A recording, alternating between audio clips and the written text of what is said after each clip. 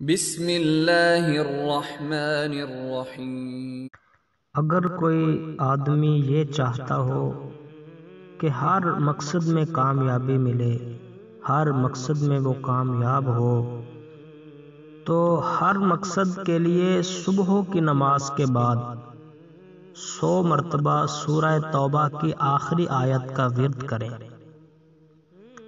7 بار اول و آخر درود شریف کے ساتھ 7 مرتبہ پہلے درود شریف پڑھ لیں، اور اس کے درمیان میں یہ آیت 100 مرتبہ پڑھنی ہے۔ آیت کون سی ہے؟ حسبی اللہ لا الہ الا ہو علیہ توکلت وہو رب العرش العظیم۔